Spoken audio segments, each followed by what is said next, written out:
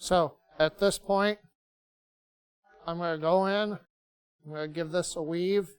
I go into my edit screen. We're currently in pulse. Schedule 1, edit. And in here, I'm going to enable my weave. We're going to say, this is where you put in all of your settings for the weave. I'm going to go change that to a sine weave. You have many options for what type of weave you want.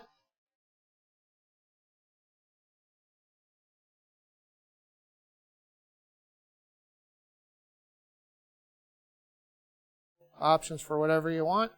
I am happy with that. So from here we will go back. Enable.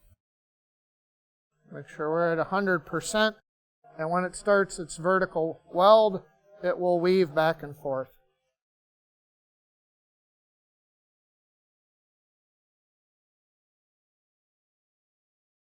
And that is how you weave